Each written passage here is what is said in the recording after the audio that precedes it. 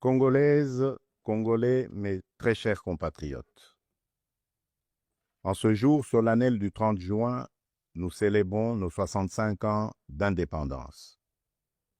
65 ans d'un cheminement audacieux amorcé le 30 juin 1960, lorsque notre peuple, uni par une aspiration irrépressible, a revendiqué son droit inaliénable à la liberté et à l'autodétermination.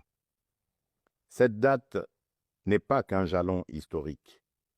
Elle est un appel vibrant à honorer la mémoire de nos héros, à raviver notre idéal commun et à réaffirmer notre engagement pour une République forte, unie et prospère. En ce jour de souvenir et d'espérance, j'honore la mémoire de nos pères fondateurs, Joseph Kasavubu, Patrice Emery Lumumba, et de tous ceux qui, souvent dans l'anonymat, ont offert leur vie en sacrifice pour rendre possible l'idéal d'un Congo libre et maître de son destin. Leur courage est le socle de notre souveraineté, leur vision, le flambeau de notre avenir. Mes très chers compatriotes, aujourd'hui, notre célébration revêt une portée exceptionnelle. Il y a quelques jours, à Washington, sous l'égide des États-Unis d'Amérique, la République démocratique du Congo et le Rwanda ont signé un accord de paix historique, un tournant décisif pour mettre fin à un conflit qui, depuis près de 3 décennies, a semé la désolation dans l'est de notre pays, causant des millions de morts et de déplacés, en particulier dans l'est de notre territoire. Cet accord, signé par les ministres des Affaires étrangères de nos deux pays lors d'une cérémonie solennelle présidée par le secrétaire d'État américain, M. Marco Rubio, reprend les acquis de la résolution 2773 du Conseil de sécurité des Nations unies et ouvre la voie à une nouvelle ère de stabilité, de coopération et de prospérité pour notre nation, pour la région des Grands Lacs et pour l'Afrique tout entière. Je voudrais exprimer au nom du peuple congolais notre profonde gratitude aux États-Unis d'Amérique pour leur engagement déterminant en faveur de la paix. Nos remerciements les plus sincères vont au président Donald Trump pour son implication personnelle dans ce processus de pacification porteur d'espérance. Son leadership a permis de réunir les partis autour d'une vision commune. J'adresse également mes vifs remerciements à l'État du Qatar pour ses bons offices, et particulièrement au Cheikh Tamim Ben Hamad Al Thani, dont la médiation discrète et efficace a contribué à rapprocher les positions et d'ouvrir un dialogue sincère entre notre pays et le Rwanda. Je tiens également à exprimer ma profonde gratitude à 2 dignes fils de l'Afrique, dont l'engagement déterminant a largement contribué à porter la tragédie sécuritaire que traverse la République démocratique du Congo à l'attention de la communauté internationale. Grâce à leur implication active dans le processus de Luanda et de Nairobi, Son Excellence João Manuel Gonçalves Lourenço, président de la République d'Angola, et Son Excellence Uhuru Kenyatta, ancien président de la République du Kenya, ont su mobiliser les consciences et renforcer la visibilité de la cause congolaise sur la scène régionale et internationale. Cet accord n'est pas seulement un document. Il est une promesse de paix pour les populations de Goma, Bukavu, Rutshuru, Masisi, Nyiragongo, Lubero, Ituri et de toutes les localités martyrisées par la guerre. Ce processus diplomatique s'articule également avec les discussions en cours à Doha, au Qatar. Notre ambition reste sans équivoque rétablir pleinement l'autorité de l'État sur l'ensemble du territoire national et œuvrer à l'instauration d'une paix réelle, durable et partagée dans toute la sous-région. Les attentes de nos populations sont immenses, notamment celles de l'Est du pays qui ont trop longtemps souffert. Nous abordons donc cette ultime phase du processus avec détermination, dans le respect de notre souveraineté et des aspirations légitimes de notre peuple. Les prochaines étapes devront aboutir à la démobilisation, la réinsertion conditionnelle, et au cas par cas des ex-combattants à travers le PDDRCS et enfin à la reconstruction des régions jadis affectées par les conflits armés. Ces avancées diplomatiques s'inscrivent dans une dynamique plus large de reconquête et de l'affirmation de notre souveraineté, de redéploiement de notre influence et de reconstruction de la confiance internationale envers la République démocratique du Congo. Elles font écho à notre récente élection comme membre non permanent du Conseil de sécurité des Nations Unies pour la période 2026-2027, une première depuis 34 ans. Ce mandat n'est pas un honneur protocolaire, c'est une responsabilité politique et morale que nous porterons avec dignité en faveur de la paix, du multilatéralisme et des intérêts du continent africain. Mes très chers compatriotes, l'accord signé à Washington ouvre des perspectives inédites. Il augure une ère de paix durable, de coopération régionale et de prospérité partagée. Il nous engage à reconstruire nos communautés, à revitaliser nos économies et à restaurer la dignité de chaque Congolais. Mais cette paix, aussi précieuse soit-elle, reste fragile.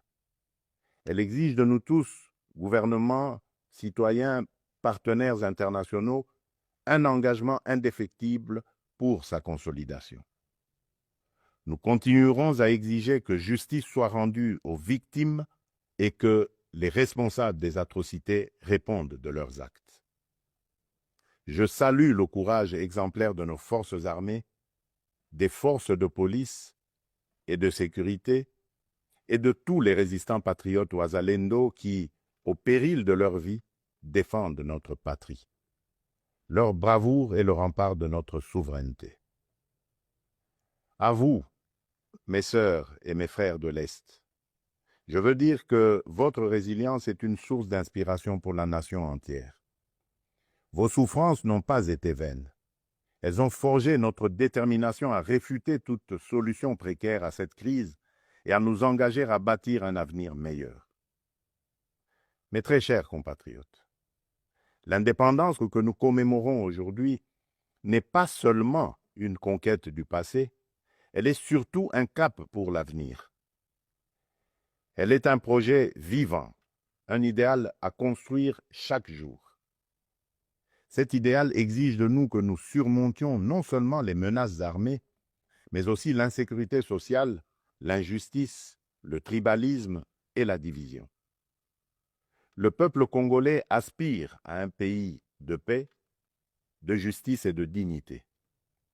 Un pays où l'on veut et on peut vivre sereinement, travailler avec honneur et offrir à chaque enfant congolais la liberté de rêver grand, sans peur ni entrave.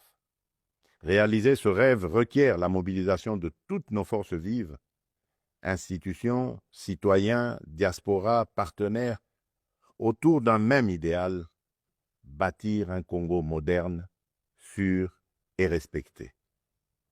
Il est temps de transcender nos clivages, de rejeter les discours de haine et les manipulations, et de faire de notre diversité une force, non une fracture.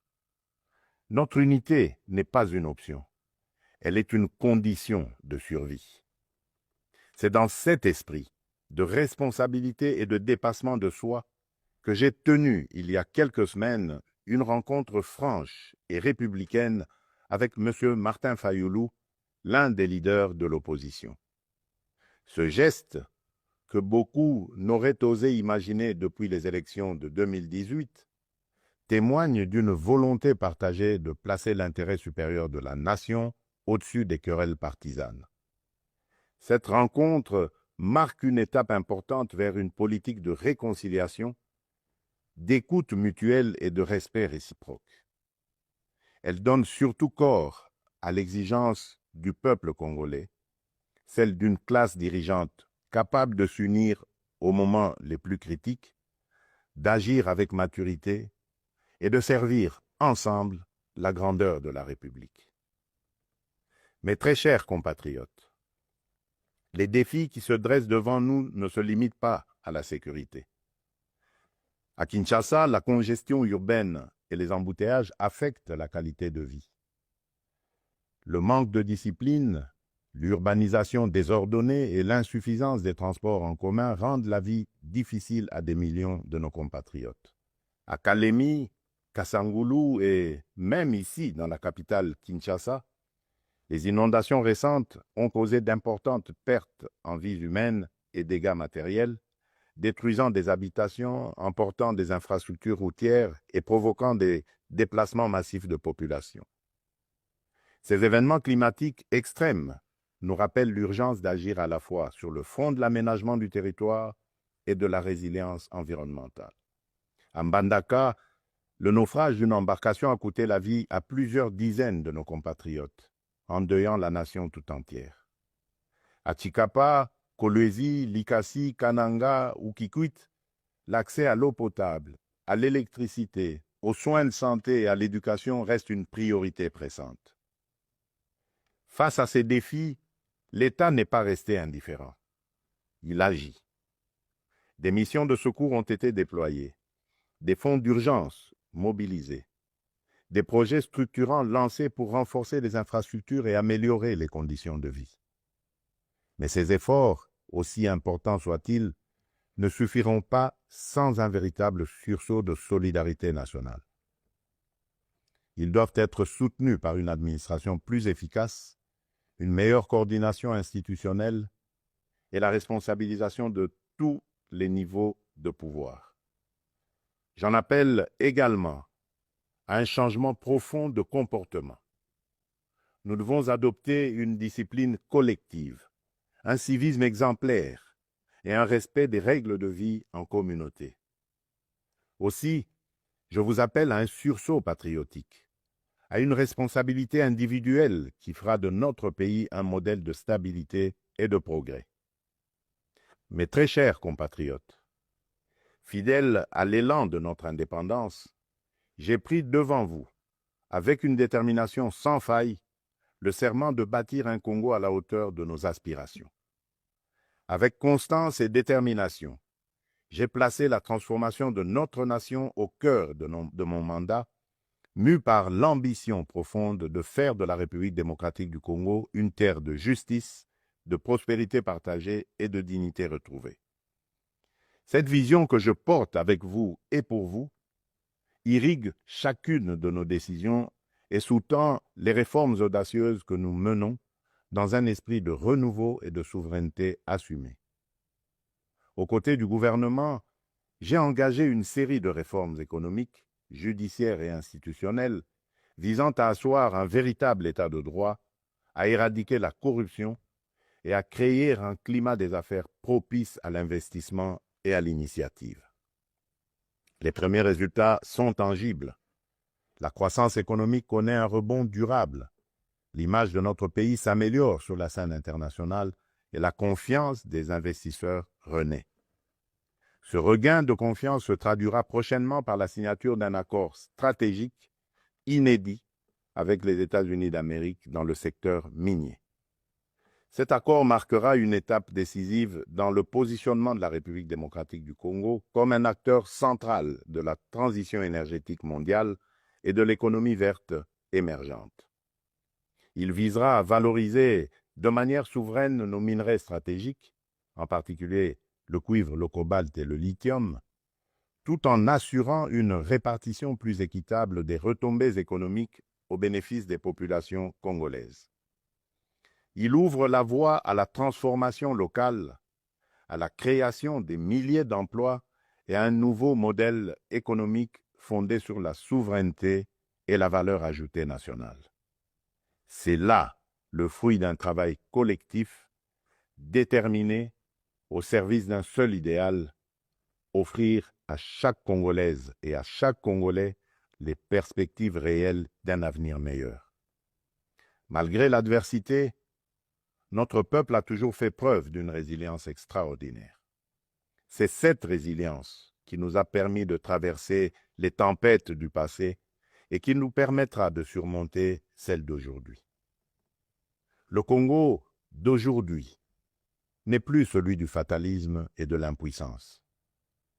À l'aube du retour tant attendu de la paix sur l'ensemble de notre territoire, s'ouvre un nouveau chapitre de notre histoire, porté par le courage inébranlable, la résilience admirable et la solidarité agissante de toutes les filles et de tous les fils de la nation.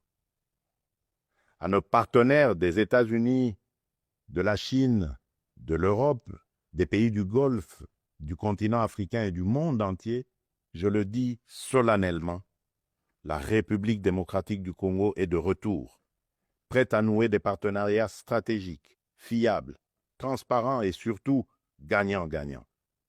Nous avons les moyens de notre ambition, des ressources exceptionnelles, une position géostratégique centrale, un peuple talentueux et surtout un leadership résolument tourné vers l'avenir.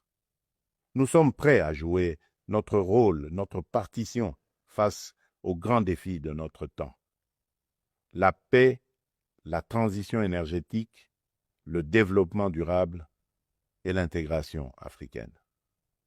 Je tiens toutefois à réaffirmer avec clarté les lignes rouges de mon action. Les ressources de la République démocratique du Congo ne seront jamais bradées ni livrées à des intérêts obscurs. Elles bénéficieront avant tout au peuple congolais. Aucun compromis ne sera toléré en matière de souveraineté économique. La République démocratique du Congo ne vendra ni son avenir, ni sa dignité. Mes très chers compatriotes, le monde change et la République démocratique du Congo a son mot à dire. Notre jeunesse déborde de talent, notre sol regorge de richesses, notre peuple rayonne de dignité. Ensemble, poursuivons notre projet commun, celui de bâtir un État fort, une économie diversifiée, une société juste et équitable. Ce 30 juin, faisons de notre indépendance un idéal vivant, incarné dans chaque famille, chaque quartier, chaque ville, chaque province.